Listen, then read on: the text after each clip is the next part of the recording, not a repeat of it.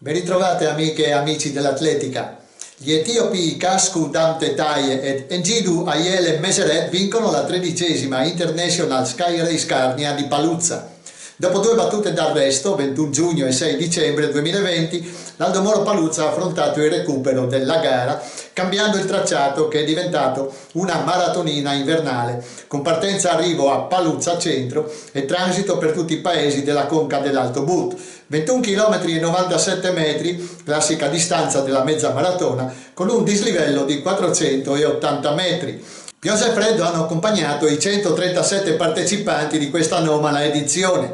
Damte Taye, Atletica San Biagio, ha terminato la mezza in 1 ora 11 e 34, in netto vantaggio sul secondo il keniano Sami Kiptich, Atletica Saluzzo, 1 ora 13 e 56.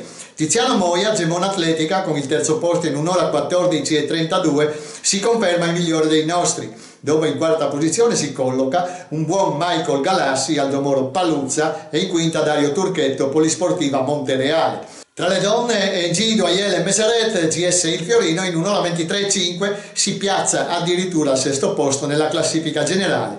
12 minuti e un secondo il divario tra lei e la seconda, Caterina Stenta della Trieste Atletica, mentre il bronzo è di Astrid Faganel, Yalmico Corse, in 1 ora 39 e 57. Francesco Nardone si migliora ancora a Brescia, in una delle prime gare della stagione all'aperto, nel Memorial Cesare Pettinari, al centro sportivo San Polino, il nuovissimo campo di atletica a 8 corsie della città lombarda. Conclude i 10.000 metri al quarto posto in 30, 10 e 19, aggiornando il personale di 30, 24 e 77, realizzato lo scorso settembre a Vittorio Veneto. Vittoria di Nicola Bonzi dell'Atletica Valle Brembana in 29, 45 e 40. Il 27enne fisioterapista della Gemona Atletica, allenato da Renata Toffolo, da 1 mese e mezzo è diventato papà di Davide, frutto dell'unione con la compagna Chiara. Ora guarda con fiducia all'abbattimento del muro dei 30 minuti, che ormai è a portata di mano, anche perché a Brescia le condizioni climatiche non erano eccezionali, cielo grigio e pioggia leggera a intermittenza. Buon debutto sulla stessa distanza di Samuele Della Pietra, categoria promesse della Trieste Atletica, che conclude in 31, 23 e 89. E Job Faniel alla Mugna Longa sul Mar, ultima sfida prima dei Giochi Olimpici. Conta la rovescia a Trieste per la Mugna Longa sul Mar, la 10 km fronte mare, in programma domenica 18 aprile a Muggia. Una gara velocissima che promette grandi cose, visto che tra i partenti figura Job Faniel, delle Fiamme Oro Padova. Classe 92, nato ad Asmara, Eritrea, ma cittadino italiano dal 2015, ha siglato il tempo di 2 ore 7 minuti e 19 secondi, migliorato il primato di 2, 7 e 22 del campione olimpico Stefano Baldini, mezza maratona e 10 km. Faniel dal 2012 al 2015 ha gareggiato per l'Atletica Bruniera Friuli Intagli ed era seguito da Ezio Rover. Frequentava abitualmente le gare regionali e qui lo vediamo in azione, e poi mentre viene premiato in una gara del comune di Povoletto datata 2014. La Muglia Longa sul Mar rappresenterà per lui l'ultimo test, prima di iniziare la preparazione della maratona dei Giochi Olimpici di Tokyo. Difficile dire se riuscirà a migliorare il primato facendo meno di 28,8, ha detto il suo manager Marcello Magnani, perché ci devono essere le condizioni e nessuno al momento tra i top runners presenti alla manifestazione corre forte quanto lui e se resta da solo non so se riuscirà a fare il tempo. Faniel arriverà a Muggia dopo un periodo di preparazione in altura, in Kenya, e il suo stato di forma è ottimale. Le partenze saranno scaglionate, con start per gruppi ogni 3 minuti e gli ultimi a partire alle ore 9:15 saranno gli atleti elite. È possibile iscriversi al link che vedete in sovraimpressione. In preparazione ai campionati europei master di corsa in montagna a Tramonti di Sotto, in programma dal 27 al 30 maggio, l'Atletica San Martino, domenica 18 aprile, farà le prove generali organizzando la gara nazionale di corsa in montagna, test event della competizione continentale. La tranquilla Tramonti di Sotto assisterà a un evento dai molteplici motivi di interesse. In palio infatti non ci saranno solo i titoli di campione regionale di corsa in montagna per tutte le categorie, sia assolute che master, ma anche gli ambiti titoli di campione triveneto della specialità per le regioni Friuli Venezia Giulia, Veneto e Trentino Alto Adige. Considerata poi la cancellazione, causa Covid, di alcune prove del circuito provinciale di corsa su strada, la gara di Tramonti sarà valida anche quale seconda prova della Coppa di Pordenone. Il percorso di 9 km 500 metri, riservato in questa occasione ad atleti ed atlete under 55, rappresenterà il test event per i campioni europei master di corsa in montagna. Il tracciato per il trail europeo era stato testato in occasione dell'ultimo Three Lakes Trail di ottobre. Presenti i referenti della Federazione Europea Master, il presidente Kurt Kaske, il council member Gerardo Vaiani Lisi e il delegato tecnico Giovanni Tracannelli. Il campionato europeo master di corsa in montagna, trail running e per la prima volta di Nordin Walking agonistico, in programma in Val Tramontina per il 29 e 30 maggio prossimi, è infatti al momento ancora confermato. L'Atletica San Martino, presieduta da Franco Cristofoli, in collaborazione con l'amministrazione comunale di Tramonti di Sotto, la comunità montana e le associazioni di volontariato di Tramonti di Sotto, si sottopone a questo test per verificare l'efficienza della macchina organizzativa che tra un mese e mezzo sarà chiamata a un impegno di non poca rilevanza, i cui esiti potranno avere benefiche ricadute a livello culturale, turistico e gastronomico. Ecco il programma. Ritrovo alle 8 e prima partenza con cadetti e cadette allievi alle 8:45. Per tutte le informazioni utili fate riferimento a quanto leggete in sovraimpressione. Dopo un anno di stop ritorna la maratonina udinese, si correrà il 10 ottobre 2021.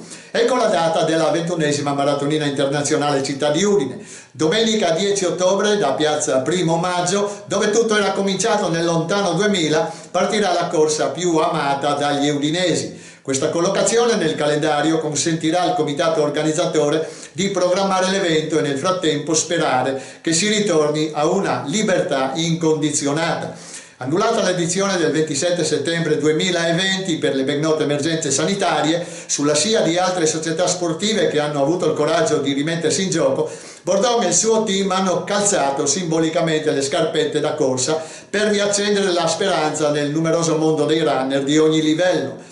In attesa dei dettagli che saranno comunicati a breve attraverso newsletter e canali social, si apprende intanto che la mezza maratona si svolgerà a numero chiuso e che non ci saranno la staffetta a scuole, la straordine, la mini run e la corsa con il cane che avevano animato il centro cittadino nelle passate edizioni. Sarà invece riproposta a invito la cronoscalata del Castello.